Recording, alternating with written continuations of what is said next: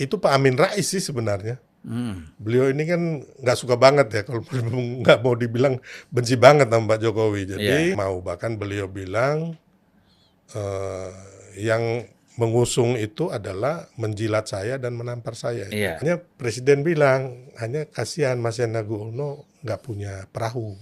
Mm-mm. Bukan beliau sendiri punya hasrat untuk berkuasa atau mencalonkan anaknya, nggak ada.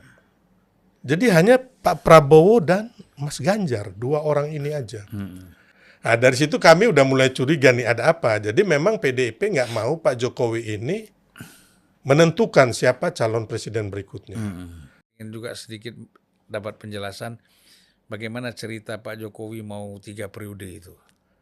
Ya, jadi 3 periode ini itu Pak Jokowi itu kalau nggak salah dilantik yang kedua kali 20 Oktober Iya. 2019. Nah, setelah itu November itu karena menurut itu Pak Amin Rais sih sebenarnya. Beliau ini kan nggak suka banget ya kalau nggak mau dibilang benci banget sama Pak Jokowi. Jadi Iya. dia mewacanakan ya udahlah jangan lagi ini kalau bisa dia 3 periode aja sekalian gitu. Nah, jadi hanya sama orang-orang dekatnya Pak Jokowi diamplifikasi Bang. Iya.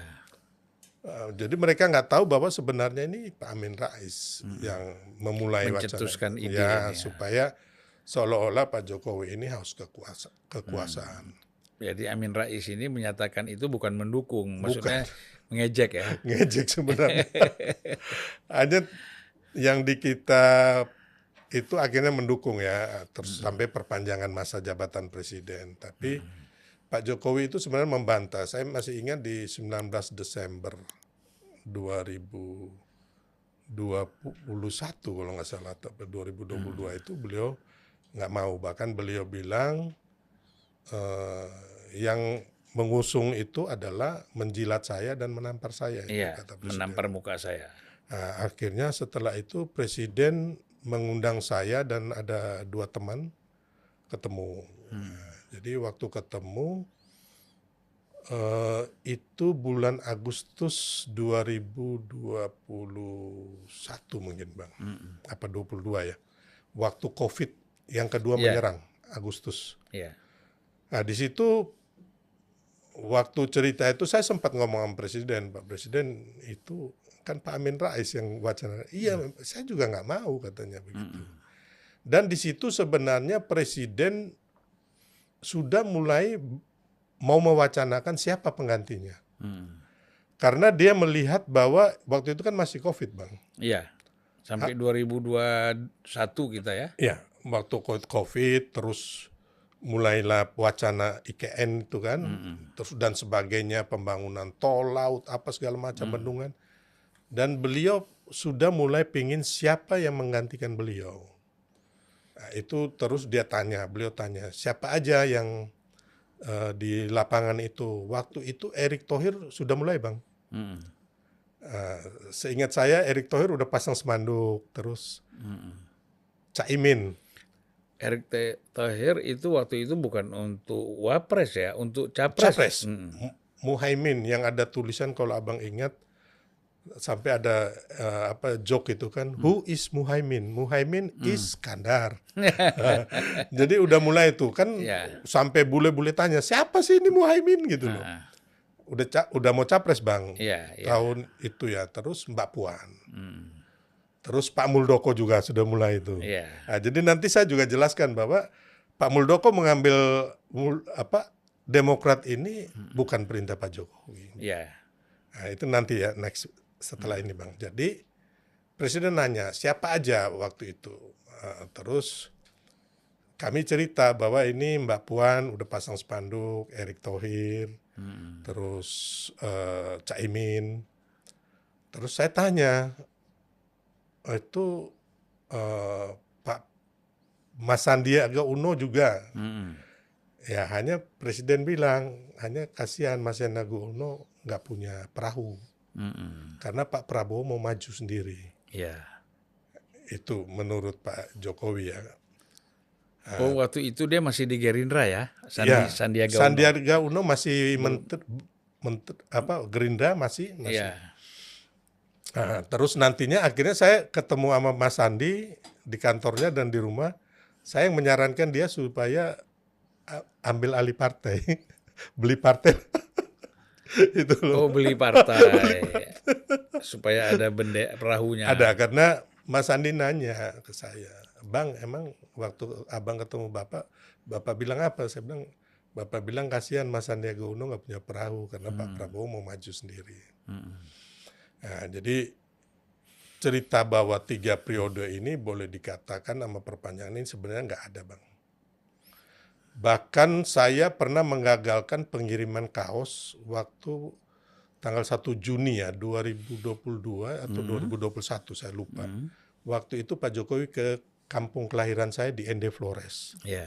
Dan mereka kirim dari Kupang atau dari Surabaya itu kaos. Nah, itu saya tahu akhirnya teman-teman saya sih mungkin Bang Uce atau Bang Victor Laskoda.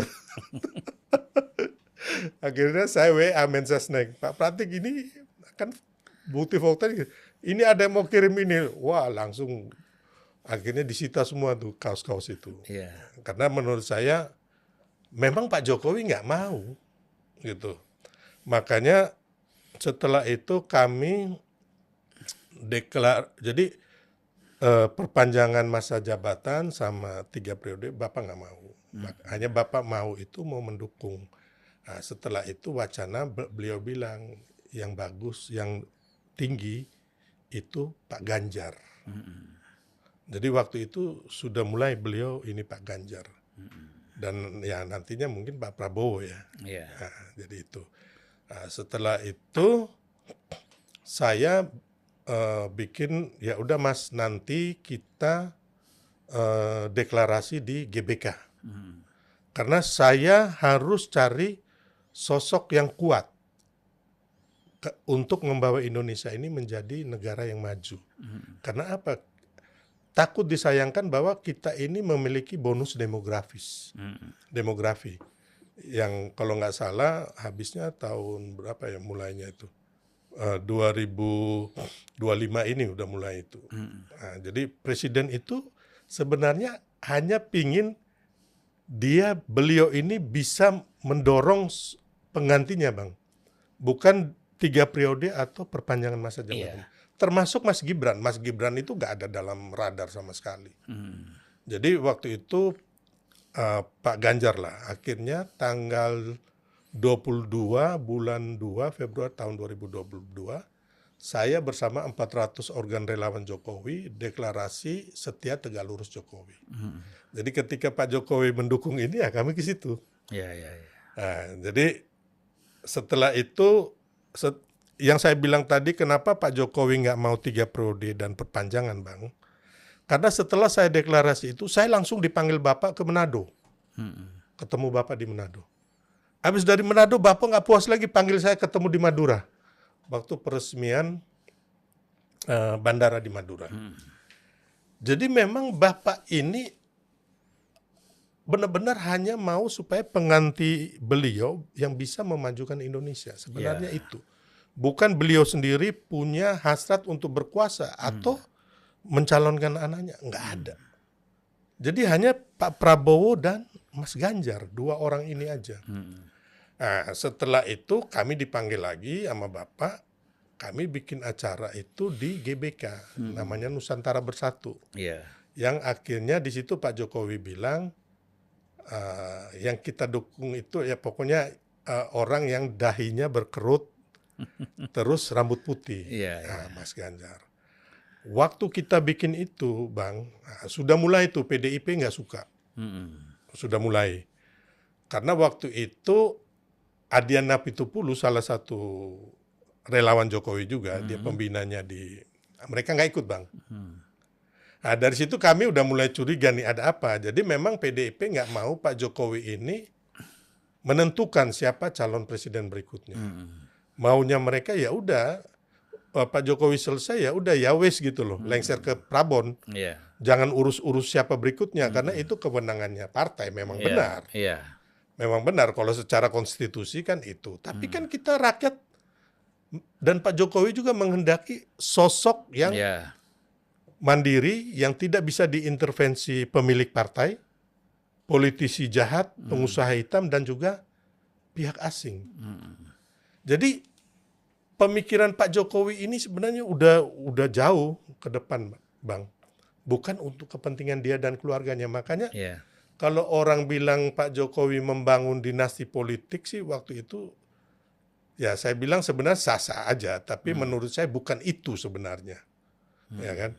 Bukan itu. Yang beliau mau ingin itu adalah bahwa Indonesia ini harus dipegang oleh tangan yang benar supaya menjadi negara maju. Beliau sampai ngomong, jangan sampai Mas, Indonesia ini menjadi seperti negara gagal seperti kayak di Amerika Selatan atau di Afrika atau Yunani. Kan waktu itu kan ya, COVID itu kan banyak yang mulai berguguran itu ya. negara-negara itu. Kalau Yunani sebelum COVID malah udah Wah. berguguran. Termasuk mereka bonus demografinya itu mereka nggak pergunakan sebaiknya.